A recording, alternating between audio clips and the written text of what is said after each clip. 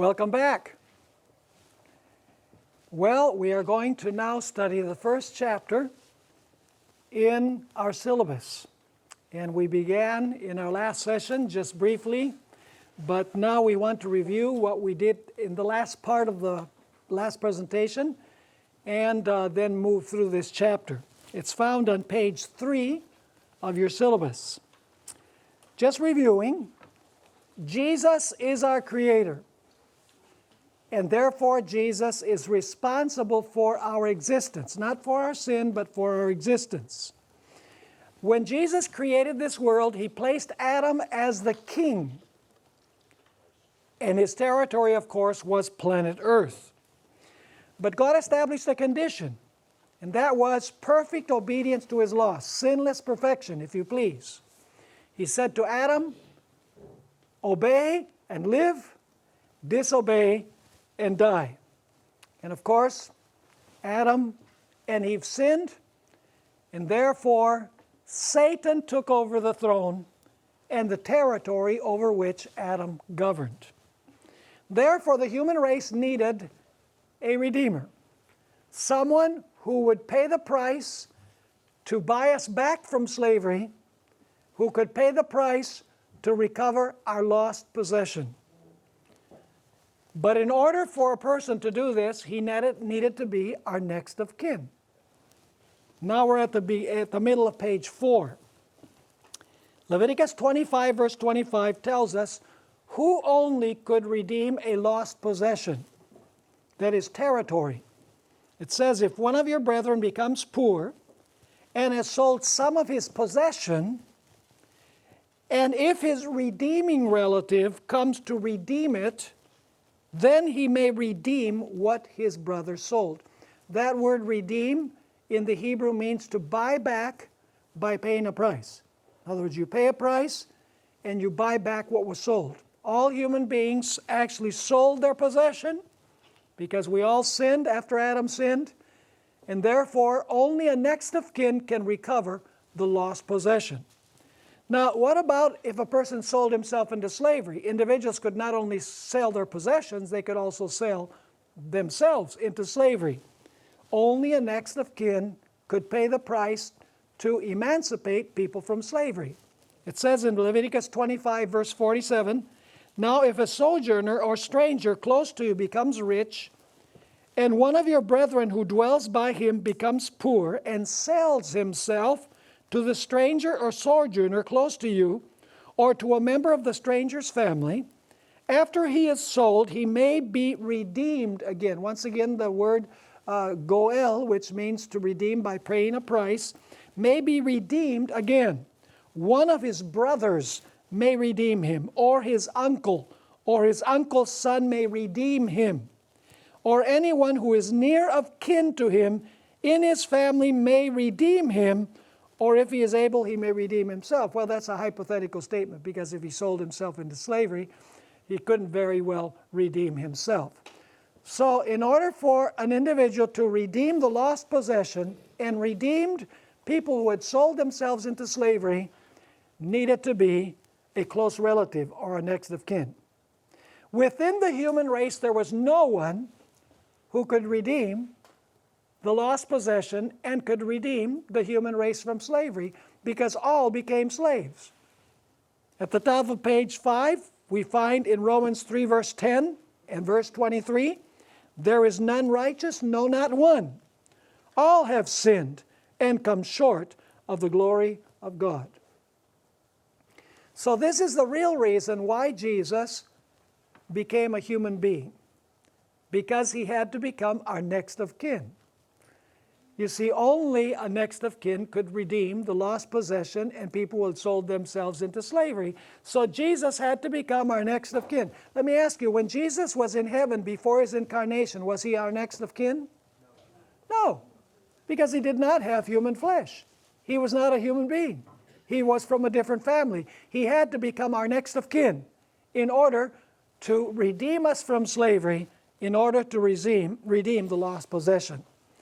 And so, now Jesus in heaven, at a certain point, says to all of the heavenly angels, I am leaving heaven and I'm going to earth. I'm going to become incarnate and I'm going to live there for 30 years. And I promise you that after 30 years, I'll be back. So make sure you prepare the party. And so it says in John 1 verse 14, and the Word became flesh. In other words, our next of kin, and dwelt among us. And we beheld His glory, the glory as of the only begotten of the Father, full of grace and truth. Hebrews 2:14 through 16 also says that He became our next of kin. Inasmuch then as the children have partaken flesh and blood, He Himself likewise shared in the same, that through death He might destroy him who had the power of death, that is of the devil, and do what as a result of his death? And release. That means redeem or recover, freedom. It says, and release those who through fear of death were all their lifetime subject to bondage. So why did Jesus become our flesh and blood? So that He could release us from bondage. Those are the laws of redemption. Now here's something interesting. Jesus was both the father of David and the son of David. Now how can you be someone's father and son at the same time? Notice Revelation 22 and verse 16. I, Jesus, have sent my angel to testify to you these things in the churches. I am the root and the offspring of David, the bright and morning star. So Jesus is both the father of David, He's the root of David, and He is also the son of David or the offspring of David. How is that possible that He's the father and the son of David? Well, He's the father of David as the creator, but He's the son of David because He became our next of kin from the lineage of David. The same is true with Abraham. Jesus is the father of Abraham and the son of Abraham. You say, really? Well, Matthew 1 verse 1, top of page 6, the book of the genealogy of Jesus Christ, the son of David, the son of Abraham. But then Jesus in John 8 verse 58 says, verily, verily, I say unto you, before Abraham was, I am. So Jesus is the son of Abraham because He's a man, and He's the father of Abraham because He was the creator of Abraham. So Jesus had to become our next of kin in order to redeem the lost possession and in order to redeem us from the slavery that we sold ourselves into. Now, in the next section, the twofold mission of Jesus. Jesus came to this world for two main reasons. The sanctuary begins in the camp where sinners live, because Jesus lived for 30 years before He died. So His life is just as important as His death. Jesus had to live a perfect, sinless life in our camp to weave a robe of righteousness. Every act of obedience of Jesus became a thread in the robe. And when Jesus said on the cross, it is finished, He added the last thread to the robe of righteousness. He had a perfect life of righteousness that He could impute and impart to us. After living His sinless life, He had to die to pay the penalty for sin. Only He who created all could offer to take the place of all. Jesus is responsible for our existence, but not for our sin. So these two functions of Jesus, His perfect life, perfect robe of righteousness that He wove, and His death is presented in Exodus 12, 5, and 6, for example. Speaking about the Passover lamb, it says, your lamb shall be without blemish. That represents the perfect life of Jesus. It's before the lamb is slain. It has to be a lamb with no blemish. A male of the first year. You may take it from the sheep or from the goats. Now you shall keep it until the 14th day of the same month. And now comes the second function of the Passover lamb. Not only without blemish, that's the perfect life of Jesus. It says, then the whole assembly of the congregation of Israel shall what? Shall kill it at twilight. Two functions. A perfect lamb, unblemished, and then the unblemished lamb is slain. Jesus lived a perfect life, wove a robe of righteousness, and then he paid for sin. 1 Peter 1:18-20 presents these two functions of Jesus. It says there in verse 18, knowing that you were not redeemed with corruptible things, like silver or gold from your aimless conduct received by tradition from your fathers, but with the precious blood of Christ. So there you have one function of Jesus, the shedding of his blood. But there's another function. As of a lamb, how? Without blemish and without spot. So two functions. His precious blood is shed, and he is without blemish and without spot. He indeed was foreordained before the foundation of the world, but was manifest in these last times for you. Did Satan know what Jesus had to come to do? Did his demons know what Jesus was coming to this earth to do? That he was coming to emancipate the human race and to recover the lost possession? Yes, he did. Notice this encounter. This is the top of page 7. This encounter between the demons and Jesus. They knew exactly who he was and why he was here. In Mark 1:23 and 24 it says, now there was a man in their synagogue with an unclean spirit, and he cried out, saying, let us alone. What have we to do with you, Jesus of Nazareth? And now notice their big concern. Did you come to destroy us? I know who you are, the Holy One of God. Satan and his angels knew exactly who Jesus was and why Jesus had come. And so Satan, from the very start, he says, I have to nip this in the bud. I know who he is, why he came. He's going to live a perfect life. He's going to die for sin. I have to keep that from happening. And so Satan now is going to use 4 methods to try and prevent Jesus from living his perfect life and from offering his life for sin. And so now Satan is going to be on the track of Jesus 24/7, 365 and a quarter days. What was method number 1? Method number 1 was to attempt to kill Jesus before he could voluntarily offer his life. Revelation 12:2 and 3 says that when Jesus was born, Satan was there ready to kill him. I read, and another sign appeared in heaven.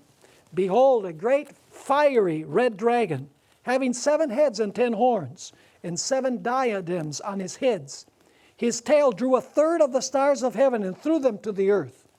And the dragon stood before the woman who was ready to give birth, to devour her child as soon as he was born. So Satan says, I'll kill him when he's born. That way he can't offer his life voluntarily to pay for the sin of sinners. Satan also tried to drown Jesus in a tempest. Matthew chapter 8 and verse 24, he knew Jesus was sleeping in the boat. This was a storm out of season. Ellen White describes it as a massive storm, such as never had been seen before. It says, and suddenly a great tempest arose on the sea, so that the boat was covered with waves, but he was asleep. And of course, Jesus calmed the storm.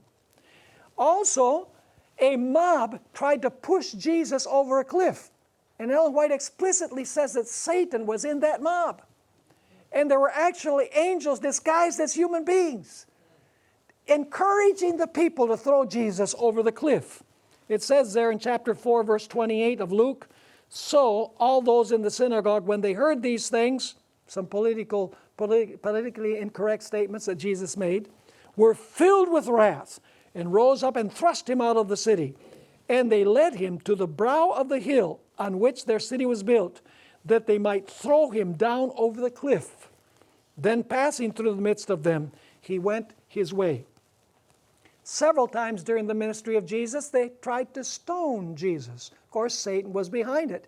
Kill him before he offers his life for sin.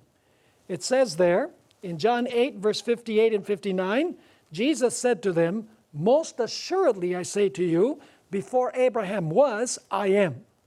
Then they took up stones to throw at him, and this happened more than once. But Jesus hid himself and went out of the temple, going through the midst of them, and so passed by. Ellen White gives us an enlightening statement about Satan's desire to kill Christ before he could offer his life voluntarily for sin. In the Review and Herald, October 12, 1897, she wrote, "Again and again he would have been killed, had it not been for the heavenly angels who attended him and guarded his life until the time when the case of the Jews as a nation should be decided. This human life must be kept by the power of God until his day of work was ended." So he was protected by God till the moment when he could offer his life as a sacrifice for sin. So his first method was to try and kill Jesus before Jesus could offer his life voluntarily. The second method that Satan used was to try and infect Jesus with the virus of sin. Because if Jesus became a sinner, he would also need someone to redeem him from slavery and to recover the lost possession. We all know about the temptations of Jesus. Matthew chapter 4, verse 3, verse 6, and verse 9. It says that Satan came to Jesus 3 times with 3 temptations at the beginning of his ministry, and Jesus would not be infected. All 3 times Jesus answered, "It is written." We have several verses of the Bible that indicate that Jesus never sinned. Hebrews 4, verse 15 at the top of page 9. "For we do not have a high priest who cannot sympathize with our weaknesses, but was in all points tempted as we are, yet without sin." So Jesus was tempted in all things as we are, yet Jesus never sinned. Jesus did not become a slave. Jesus did not lose his possession. Hebrews 7:26 emphasizes the sinlessness of Christ as well. "For such a high priest was fitting for us, who is holy, harmless, undefiled, separate from sinners, and has become higher than the heavens." So once again, holy, harmless, undefiled, and separate from sinners. Jesus never sinned. In John 8:46, Jesus challenged those who were listening to him. "Which of you convicts me of sin?" And of course the answer is no one. 1 John chapter 3 and verse 5 once again underlines the sinlessness of Christ. It says, "And you know that he was manifested to take away our sins, and in him there is no sin." 1 Peter chapter 2 verses 21 and 22. "For to this you were called, because Christ also suffered for us, leaving us an example that you should follow in his steps, who committed no sin, nor was deceit found in his life," or in his mouth. So was Satan successful with his second method, to infect Jesus with the virus of sin? No, Jesus had to weave a perfect robe of righteousness. And once again, every act of obedience was a thread that he added to the robe. And when Jesus cried out on the cross, "It is finished," the robe was complete and available for every single human being on planet Earth. But the devil used a third method. And that third method was to give Jesus an easier way to get the kingdom of the world back. Matthew chapter 4, verses 8 and 9 speaks about the encounter of Jesus with the devil on the Mount of Temptation, the third temptation. See, the devil is going to offer Jesus an easier way of getting the kingdom back. It says there, again, "The devil took him up on an exceedingly high mountain and showed him all the kingdoms of the world and their glory. And he said to him, 'All these things I will give you if you will fall down and worship me.'" In other words, he was saying to Jesus, you actually think you have to be here, and they mistreat you, and you speak words to them and they reject you, and you think you have to go to Gethsemane and bear the sins of the world upon yourself, and you're going to be beaten and you're going to suffer. He says, no, there's an easier way. I'll give you all the kingdom back as long as you just bow down and worship me just for a second. He was offering Jesus an easier way of recovering what was lost. But the devil used this method of giving Jesus an easier way several times during his ministry. In John chapter 6 and verse 15, we find Jesus had already fed 5,000 people with 5 loaves and 2 fishes. And so now the multitude, instigated by Judas Iscariot, I might say, tries to take Jesus by force to make him a king. In other words, Satan is saying, don't go to the cross. There's a plan B. There's a much easier plan, a better plan for you. And so it says in John 6, verse 15, therefore when Jesus perceived that they were about to come and take him by force to make him king, he departed again to the mountain by himself alone. He said, I have to go to the cross to recover that which was lost, to emancipate the human race, and to recover the kingdom. I'm not going to take over the throne now because that would defeat the purpose. Satan even used Peter to try and distract Christ from going to the cross. In Matthew chapter 16, verses 22 and 23, it says, then Peter took him aside and began to rebuke him because Jesus has just said, I got to go to Jerusalem. I'm going to be mistreated. I'm going to die and resurrect the third day. And Peter is indignant because Peter thinks that the Messiah is going to sit on the throne in Jerusalem. He's going to proclaim himself king and rule the world. Then Peter took him aside and began to rebuke him, saying, far be it from you, Lord, this shall not happen to you. However, he turned and said to Peter, get behind me, Satan.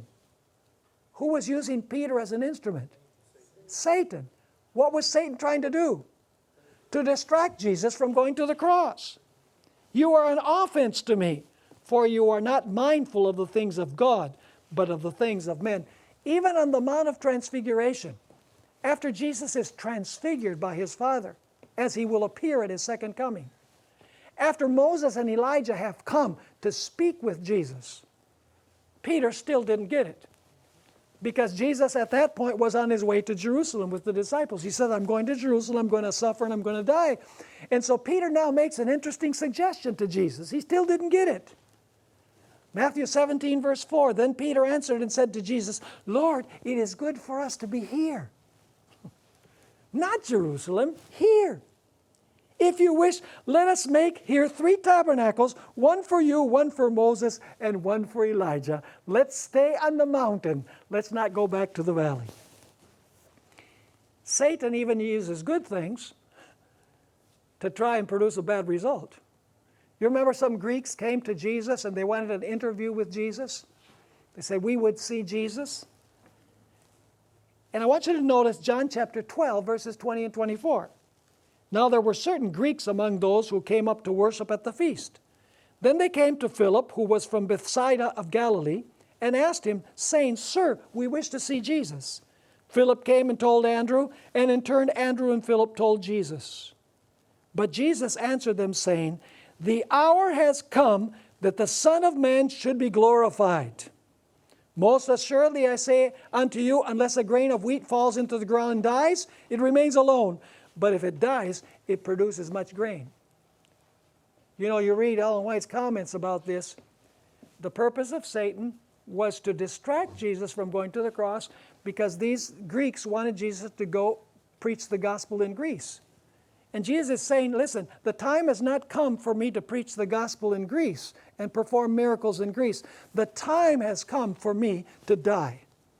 Because if I don't die, the seed remains alone. But if I die and am buried, it will produce much fruit. In other words, I will have many children redeemed as a result. And of course, Jesus was speaking about his death. In verses 31 to 33, it says, now is the judgment of this world. Now the ruler of this world will be what? Cast out. What was going to cast out the ruler of this world? Was it Jesus taking over the throne in Jerusalem that was going to cast him out? No. What did Jesus have to do? Verse 32. And I, if I am lifted up from the earth, will draw all peoples to myself. This he said, signifying by what death he would die. And you know, there are statements in the New Testament where it says that Jesus put his face towards Jerusalem in the last journey. In other words, he would not be distracted from going to the cross, because he knew that only paying the price on the cross could recover freedom for the slaves and a recovery of the possession that had been lost. Satan even used Judas to try and distract Jesus from going to the cross. In fact, you know, Judas did not betray Jesus because he wanted Jesus to be killed. You're aware of that, right? Because if that was his intention, when they took Jesus and he was suffering everything, he would have been happy.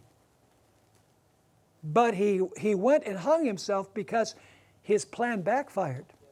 His purpose was really to put the pressure on Jesus so that Jesus would retaliate, so that Jesus would take the throne when they were mistreating him. In other words, the purpose was not to get Jesus killed. The purpose was to put the pressure on Jesus so that Jesus would take over the throne of Jerusalem, distracted from what he needed to do. In John 13, verses 1 and 2, it says, "Now, before the feast of the Passover, when Jesus knew that his hour had come, that he should depart from this world to the Father, having loved his own who were in the world, he loved them to the end. And supper being ended," where did this plan that Judas wanted to implement, where did it come from? It wasn't Judas. It says, "And supper being ended, the devil, having already put it into the heart of Judas Iscariot, Simon's son, to betray him." So, none of the first three methods worked. He wasn't able to kill Jesus before he gave up his life. He was not able to infect Jesus with the virus of sin. And he was not able to distract Jesus from going to Jerusalem and suffering and dying. But Satan used a fourth method.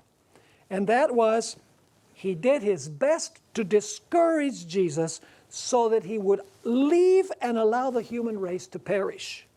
Satan influenced the people of Jesus to reject him, the disciples to forsake him, so that Jesus would say, "What's the use? I'm going back to heaven where I am appreciated." Matthew 26, verse 38, describes the sorrow of Jesus as he was in Gethsemane. It says, "Then he said to them, to his disciples, 'My soul is exceedingly sorrowful, even to death. Stay here and watch with me.'" And of course, we're all acquainted with the prayer, the agonizing prayer of Jesus, raised up 3 times to his Father in the Garden of Gethsemane. It's found in Matthew 26, verse 39, verse 42, and verse 44. It says there, "He went a little farther and fell on his face and prayed, saying, 'Oh, my Father, if it is possible, let this cup pass from me.'" What was in the cup? The wrath of his own Father, the wrath of God. Why would the wrath of the Father be against Jesus? Because Jesus was bearing upon himself the sins of the whole world, to emancipate human beings from sin, from slavery, and to recover the possession which was lost. So Jesus says, "Oh, my Father, if it is possible, let this cup pass from me. Nevertheless, not as I will, but as you will." Then it says, again a second time, "He went away and prayed, saying, 'Oh, my Father, if this cup cannot pass away from me unless I drink it, your will be done.' So he left them and went away again and prayed the third time, saying the same words." Could Jesus have picked up and gone back to his Father if he had wanted to? Yes, he could have. So the devil is doing everything possible to discourage him. The devil is saying, "Look, nobody's going to accept you. Your disciples left. One of your disciples betrayed you. Another disciple denied you 3 times. Come on. Why are you going forward with this? It's useless." Ellen White wrote in Desire of Ages, page 692, "The fate of humanity trembled in the balance. Christ might even now refuse to drink the cup apportioned to guilty man. It was not yet too late. he might wipe the bloody sweat from his brow and leave man to perish in his iniquity. He might say, let the transgressor receive the penalty of his sin, and I will go back to my Father. Jesus could have given up. Satan did his utmost to discourage him from giving his life. John 18 verse 11 is a very interesting verse. You know, the mother of these two disciples, the sons of thunder, comes to Jesus and says, you know, in the kingdom, I want my two precious little sons to be one on the right side and the other on the left side when you enter your kingdom. You can be in the middle, but one on the right and the other on the left. And Jesus says, are they able to drink the cup that I'm going to drink? Let's pick up this in John chapter 18, verse 11. Chapter 18, verse 11, it says, so said to Peter, this is actually when Peter takes his sword out and cuts the ear off the servant, put your sword into the sheath. Shall I not drink the what? The cup. Who gave him the cup? Which my Father has given me. Who gave Jesus the cup of his wrath? The Father himself. By the way, when Jesus asked these two disciples, are you able to drink the cup that I'm going to drink? What was Jesus referring to?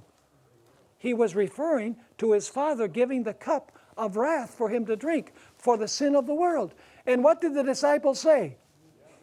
They said, oh, we can. They didn't have the foggiest idea what they were talking about until they saw Jesus agonizing in Gethsemane. Then they understood it. Now, let's notice Desire of Ages, page 753. Satan, with his fierce temptations, wrung the heart of Jesus. The Savior could not see through the portals of the tomb. Hope did not present to him his coming forth from the grave a conqueror, or tell him of his Father's acceptance of the sacrifice. He feared that sin was so offensive to God that their separation was to be eternal. Christ felt the anguish which the sinner will feel when mercy shall no longer plead for the guilty race. It was the sense of sin bringing the Father's wrath upon him as man's substitute that made the cup he drank so bitter and broke the heart of the Son of God. So what was Satan trying to do? He was trying to discourage Jesus from going forward and saying, what's the use? Pick up and leave. Hebrews 5 verse 7 describes the agony of Jesus, the torture that Satan is inflicting on Christ. It says there, who in the days of his flesh, when he had offered up, listen to the intensity of this, when he had offered up prayers and supplications with vehement cries and tears to him who was able to save him from death, and was heard because of his godly fear. Can you feel the intensity as you read that verse? It's describing the agony of Jesus in Gethsemane. In fact, his agony was so great that Luke 22 verse 44 states, and being in agony, he prayed more earnestly. Then his sweat became like great drops of blood falling down to the ground. How much agony must you have in order to sweat blood instead of sweating water? I mean, his agony was fierce. Who do you suppose influenced the disciples to forsake Jesus? Of course, Satan. Why would he do that? Because he wanted to discourage Jesus. Not even the guys that were with you for 3.5 years, they're gone. If you can't save them, who are you going to be able to save? It says in Matthew 26:56, then all the disciples forsook him and fled.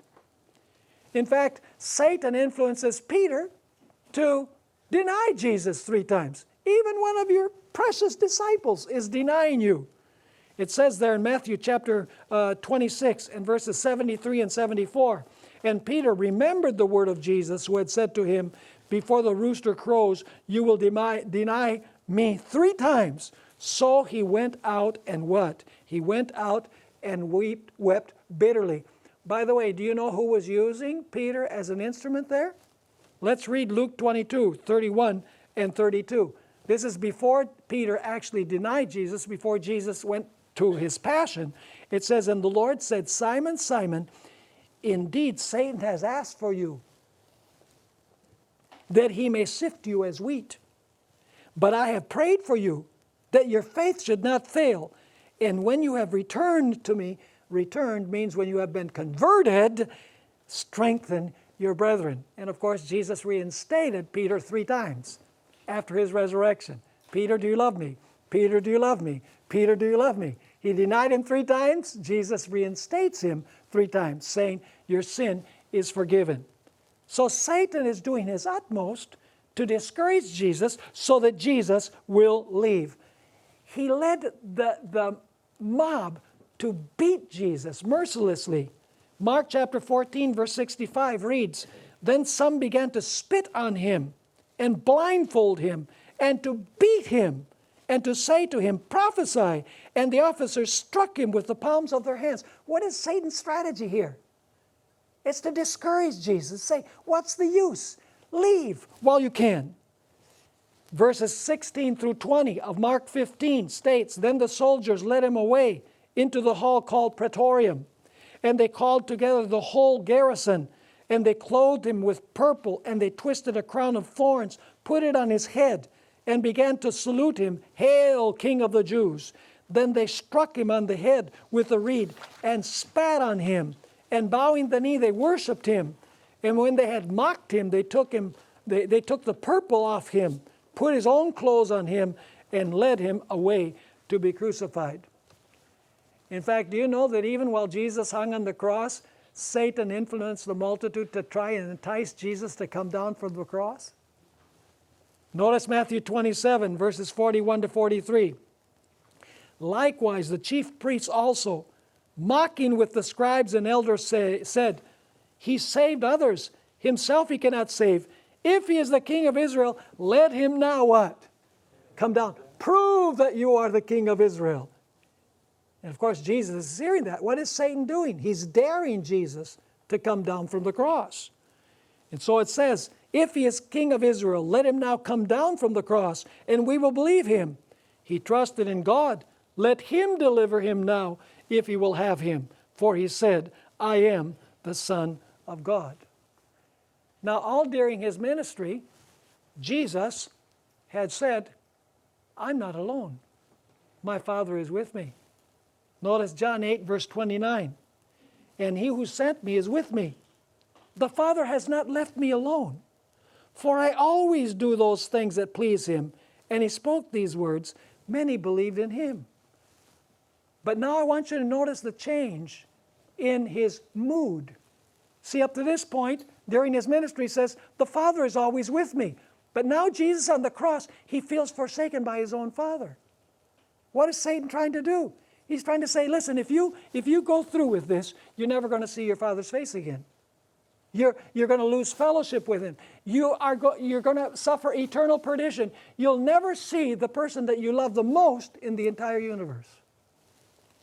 It says there in Matthew 27, verse 46, as Jesus there is hanging on the cross, my God, why have you forsaken me? Are you catching the picture? So what is the devil trying to do? Did he know that Jesus had come to live a perfect life? Oh, yes, he did. Did he know that Jesus could stand in the place of all human beings because Jesus created all human beings? That he was the only one? Yeah, Satan knew that. The demons knew it. We read the verse in the Gospel of Mark where they said, we know who you are. You're the Holy One of God. You're the one that we used to hang out with in heaven, is what they're saying. They knew who Jesus was and why Jesus came. He had to live a perfect life and he had to die for sin. And Satan says, I'm going to use these 4 methods to prevent Jesus from fulfilling his mission. Number 1, kill him before he offers his life. Number 2, infect him with the virus of sin. Number 3, offer him a better path, an easier path, by taking over the throne of the kingdom. And 4, to discourage him so much that he'll pick up and he'll go back to heaven where he is appreciated. But then Jesus gained the final victory. In John 19 and verse 30, we find these words, so when Jesus had received the sour wine, he said, it is finished. And bowing his head, he gave up his spirit. What did Jesus mean when he said, it is finished? What was finished? Provision for salvation was finished. You know, there's been this big discussion in the Adventist church of whether the atonement was finished at the cross. Incidentally, Desmond Ford just passed away. And he was an individual who said that, the atonement was finished at the cross. There's no atonement in heaven after Jesus goes back to heaven. Well, Jesus said it is finished on the cross. Jesus finished his provision for salvation at the cross. Had Jesus lived a perfect life that he can impute and impart to us when he said it is finished on the cross? Yes. Was Jesus now dying to pay the penalty for sin? Yes. Was provision for salvation absolutely finished? Yes. What was not finished? What was not finished is Jesus interceding in heaven for those who claim the benefits of what he did while he was on earth. You see, you have to claim individually his life and his death for you. The provision was complete. But the application of the provision to individuals who claim Jesus still needed to be ongoing. Are you with me? So the atonement as provision was finished, but not as application to individuals who repent and confess their sins and trust in Jesus as Savior and Lord. And then Jesus pronounces these words, Luke 23 and verse 46. The last thing that Jesus says on the cross, it is finished. And then it says, and when Jesus had cried out with a loud voice, he said, Father, into your hands I commend my spirit. Having said this, he breathed his last. What did Jesus mean when he said, into your hands I commend my spirit? What Jesus is saying is, Father, I commend my life into your hands because you have promised that if I am faithful to you, you will call me forth from the grave and resurrect me from the dead. That's what he's saying. You say, where do you get that from? Well, let's read this statement from Youth's Instructor, May 2, 1901. He who died for the sins of the world was to remain in the tomb for the allotted time. He was in that stony prison house as a prisoner of divine justice. And he was responsible to whom? To the judge of the universe. That is the individual he says, Father, into your hands I commend my spirit. He was bearing the sins of the world. Now listen carefully. He was bearing the sins of the world, and his Father only could release him. Jesus was in the tomb, a prisoner of divine justice. Only his Father could call him forth. That's why Jesus says, Father, into your hands I commend my spirit. Say, I'm commending my life into your hands because you've promised that if I was faithful, if I live a perfect life, and if I die for sin, you promise that you will call me forth from the grave. I'm committing my life into your hands. Did Satan know that Jesus had predicted that he was going to resurrect? Oh, of course he did. Why do you suppose he had this Roman guard put at the entrance to the tomb? Why do you suppose he had this huge stone rolled in front, as if a little pebble of a stone could keep Jesus in the tomb? He should have known better, because he knew what the power of Jesus was like. In fact, there were demons present there at the entrance to the tomb, according to the spirit of prophecy. He knew that Jesus had predicted that he was going to resurrect. So very early on the first day of the week, 2 angels come down from heaven. One angel rolls away the stone. The other angel stands in front of the tomb. And let's read the description that Ellen White gives of this joyous event. Early Writings, page 182. Then the angel from heaven, with a voice that caused the earth to quake, cried out, Thou Son of God, thy Father calls thee. Come forth. Who called Jesus out of the tomb? Who called him out? The Father. Do you understand why Jesus said, Father, into your hands I commend my spirit? I'm commending my life into your hands. Now, he says, you've promised that if I was faithful, that you were going to call me out. So now he's going to be called out. So The angel cries out, thy father calls thee, come forth. Death could hold dominion over him no longer. Jesus arose from the dead a triumphant conqueror. In solemn awe, the angelic host gazed upon the scene. And as Jesus came forth from the sepulchre, those shining angels prostrated themselves to the earth in worship and hailed him with songs of victory and triumph.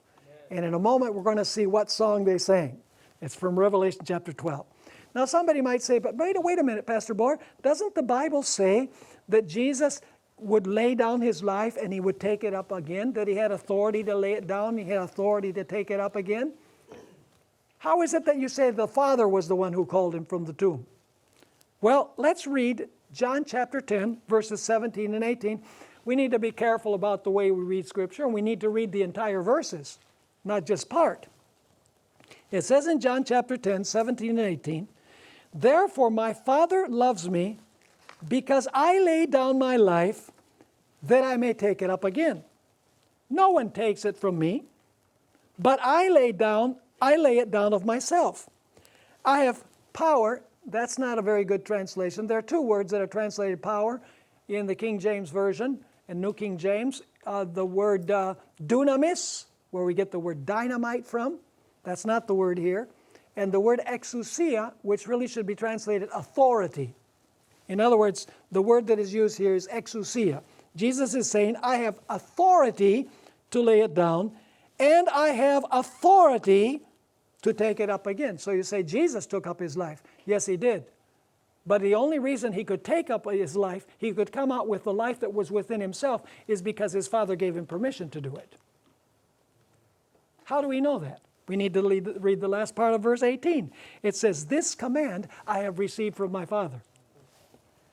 So in other words, the Father calls him from the tomb, and Jesus comes out of the tomb with a life that is within himself. In fact, Ellen White says that when Jesus came forth from the tomb, he said, I am the resurrection and the life. Wow. The mighty conqueror. He had gained provision to emancipate the slaves and to recover. He recovered the lost possession. Now, something else happened at the resurrection of Jesus. There was a group that resurrected with him. And I brought this in here because when we deal with the introductory vision of Revelation 4 and 5, we're going to come to the idea that some have that the 24 elders are those who resurrected with Jesus as the first fruits that Jesus took to heaven when he ascended. And we're going to see that that is not a possibility.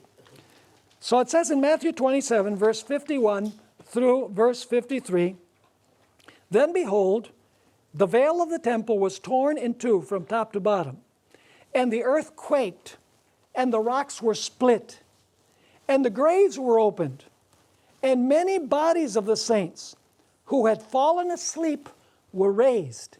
And coming out of the graves after his resurrection, they went into the holy city and appeared to many. So Jesus did not resurrect by himself. There was a group of individuals who resurrected with Jesus. And of course, Ellen White, gives us an interesting description of who composed this group. She actually says that they were martyrs from the first who lived upon the earth up till the times of Christ. And so, we can speculate perhaps Abel was among those who were the first fruits that Jesus took to heaven. Perhaps even John the Baptist, who was beheaded, maybe was among that group. We don't know, but Ellen White does say that they were martyrs who had given their lives to be faithful to Jesus from the beginning of time up to the times of Christ. In other words, he rewarded them with the resurrection and eternal life.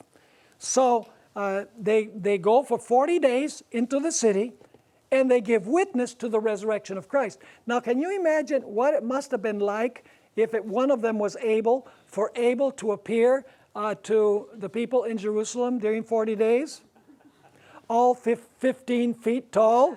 Hi, I am Abel.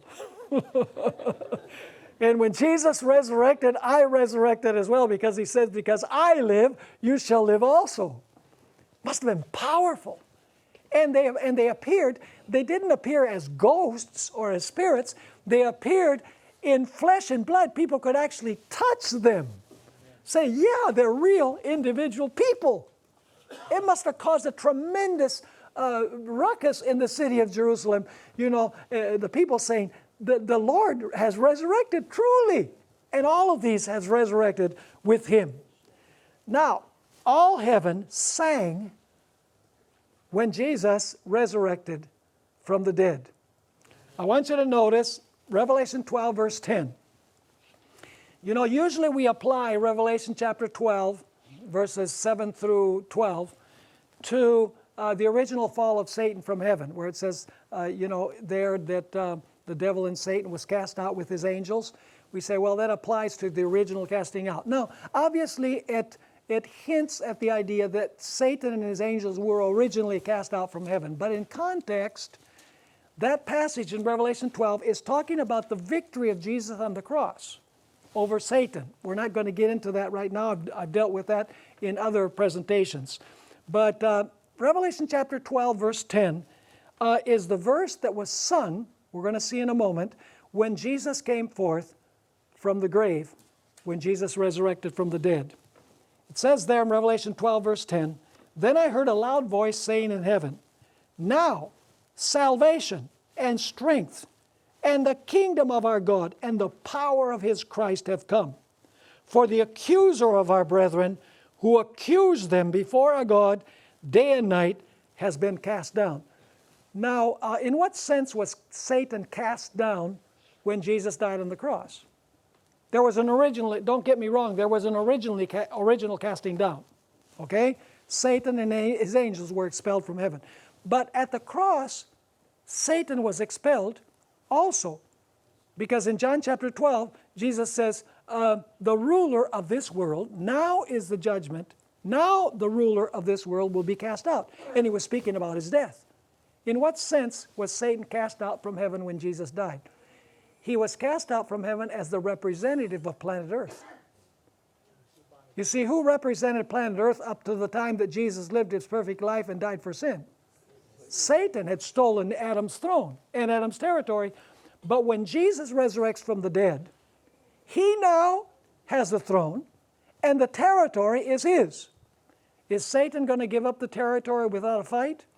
No, that's why you have the conflicts in the book of Acts. Satan is saying, I know that the territory is no longer mine, but he's going to have to come and get it. And that's the struggle of the end time. Satan knows that he's going to lose his kingdom and he's going to fight for every inch. He's not just going to roll over and play dead. He's going to fight till the death. Now, how do we know that this hymn was actually sung when Jesus resurrected? In the journal, The Present Truth, February 18, 1886, we find these words. "At the death of Jesus, the earth was wrapped in profound darkness at midday. But at the resurrection, the brightness of the angels illuminates the night, and the inhabitants of heaven sing with great joy and triumph. Thou hast vanquished Satan and the powers of darkness. Thou hast swallowed up death in victory." And now notice the verse that she's going to quote. "And I heard a loud voice saying in heaven, 'Now is come salvation and strength in the kingdom of our God, and the power is Christ. For the accuser of our brethren is cast down, which accused them before our God day and night.'" So Jesus gained the victory. He lived a perfect life, and he paid the penalty of sin. The heavenly beings now sing the song of victory in heaven as Jesus has resurrected. He's still on earth. So now the heavenly beings say, now we need to prepare the party. He said when he left that he was going to go down there for 30 years and he was going to come back. We got to get the throne room ready. We got to gather all of the representatives of the worlds together here because he's going to come back in 40 days. We got to prepare everything to receive back the war hero. And so Revelation chapter 4 and 5, as we're going to see in the sessions this afternoon, describes, Revelation 4 describes the preparation of the heavenly throne room for the return of the war hero, who, by the way, is returning from war with the wounds to prove it, but he's alive. And so in chapter 4, the throne room is prepared, and there present is one sitting on the throne, God the Father, and you have the 4 living creatures in the midst of the throne. You have the 24 elders that surround the throne. You have the 7 lamps of fire, which represent the fact that the Holy Spirit is present there. The whole throne room is being prepared. Jesus is not in chapter 4. The angelic hosts are not in chapter 4 because the angelic hosts have gone to the earth to pick up Jesus and bring him back. And so then in chapter 5, the war hero returns. And he's presented as the lamb as though he had been slain, but he's alive. A lamb as though it had been wounded. And now he comes and he presents himself before the Father on the throne. And Ellen White describes this encounter vividly. We're going to notice that later on. How the Father and the Son met together. And the Son says, Father, is my sacrifice on earth enough to bring all of my brothers and sisters home? And there's silence in heaven at this moment. All of the angels and the heavenly beings have ceased singing. Everything is in suspense as the Son comes close to the Father. And then suddenly the Father embraces his Son. And he says, is it enough? Those that I have given you, you can bring with you to heaven. And then the Father utters in his voice like thunder, he says, worship him, all the angels of God. And now heaven breaks out in a beautiful hymn of praise to the Lamb and to the one who is seated on the throne. So Revelation chapter 4 and 5 is simply describing the preparation of the throne room and the arrival of Jesus at the throne room at the moment of his ascension. And then, in chapter 6, you have all of the events that transpire after Jesus arrives, the 7 seals, culminating with the time when God's people will sit with Jesus on his throne after they have overcome during the period of the 7 seals. Are you with me? And so basically the 7 seals describe Christian history after the victory of Jesus Christ.